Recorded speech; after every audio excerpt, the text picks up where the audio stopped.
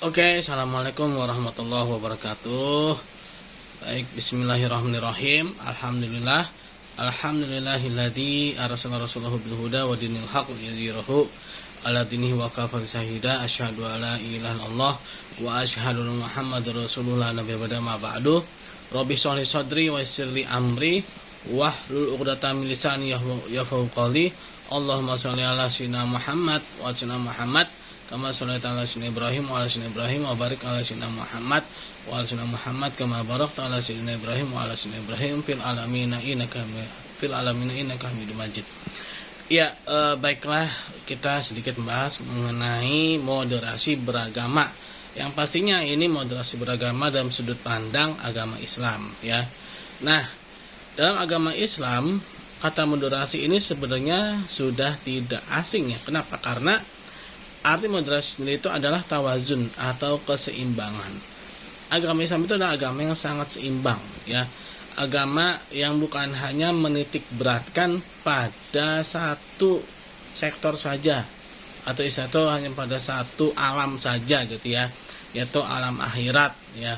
Tapi juga agama Islam juga membahas mengenai pentingnya di dunia gitu ya.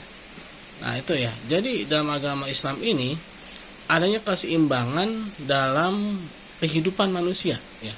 Kenapa? Karena memang dalam agama Islam ini membimbing mahasiswa itu sesuai dengan fitrah manusia, ya. Satu sisi kita harus beribadah pada Allah Subhanahu wa taala, ya, kita diperintahkan untuk sholat, ya, diperintahkan untuk mengaji, baca Al-Qur'an, ya, tapi kita jangan lupa, ya, bahwa ada bagian kita juga di dunia ini, ya. Ada jatah kita di dunia ini untuk dapat mengambilnya, ya, untuk dapat memanfaatkannya, sebagaimana yang dicontohkan oleh Rasulullah SAW, ya, dan para sahabat, ya, bahwasanya Rasulullah SAW dan para sahabat itu, mereka itu adalah orang-orang yang ahli ibadah luar biasa.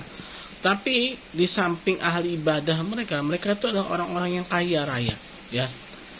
Dan bahkan, ya, sebagaimana kita ketahui, Rasulullah SAW itu melamar Siti Khadijah, ya, ketika beliau masih muda, ya, umur 25 tahun, ya.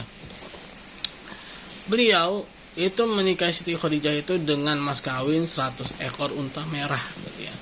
Artinya apa? Beliau itu memiliki dunia juga, gitu ya. Bukan hanya mementingkan istilahnya itu bukan hanya mentik beratkan pada akhirat saja, ya. Nah, walaupun, ya, ketika Rasulullah itu diangkat menjadi nabi dan rasul, harta beliau itu habis, bukan dalam artian beliau itu hanya hanyut dalam beribadah, bukan. Tapi harta beliau habis itu untuk menolong, ya, bukan kegiatan yang konsumtif gitu ya, bukan kegiatan yang hanya menitik beratkan pada ibadah saja, bukan. Rasulullah ketika diangkat menjadi nabi dan rasul, beliau tetap bekerja, beliau tetap mengelola harta gitu ya.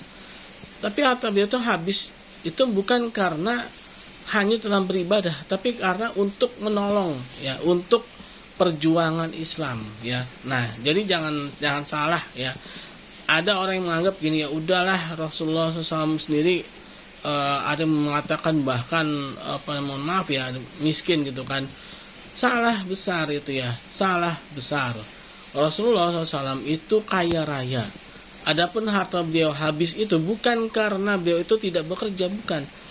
Tapi kenapa? Karena harta beliau itu habis untuk menolong, ya, untuk menolong kaum muslimin ketika itu, membebaskan budak, ya, memerdekakan budak, terus membantu sama kaum muslimin, ya. Dan bahkan ada hadis yang menyatakan bahwa, ya, bahwa Rasulullah SAW itu terutama ketika bulan Ramadan, ya, itu pemberian beliau itu memberikan sedekah itu kepada orang itu seperti lebih kencang daripada angin yang berhembus. Artinya apa? Itu luar biasa, ya, luar biasa sekali berarti memberinya, kan. Nah, berarti Rasulullah itu sebenarnya kaya, ya. Nah, di samping beliau itu sebagai seorang nabi dan rasul, beliau juga seorang pengusaha sukses. Nah, itu tawazun, itulah adanya keseimbangan, ya. Dan juga para sahabat yang lain ya, yaitu Abu Bakar As-Siddiq radhiyallahu anhu ya, Umar bin Khattab radhiyallahu anhu, lalu Utsman bin Affan radhiyallahu anhu, Ali bin Abi Thalib radhiyallahu anhu ya, dan sahabat-sahabat yang lain ya pun juga demikian ya. Mereka itu adalah orang-orang yang sangat-sangat tawazun, orang yang sangat-sangat seimbang dalam menempatkan dunia dan akhirat ya. Nah, dunia dan akhirat mereka itu sangat-sangat stabil, seimbang ya. Dan bahkan ada salah seorang sahabat Nabi Muhammad SAW ya, yaitu Abdurrahman bin Auf ya, yang memiliki harta kekayaan yang luar biasa ya. Nah, beliau memiliki harta kekayaan yang sangat melimpah ya. Nah, itulah ya contoh ya ketawazunan atau keseimbangan dalam agama Islam ya. Mungkin itu saja mengenai moderasi ya. Terima kasih. Assalamualaikum warahmatullahi wabarakatuh.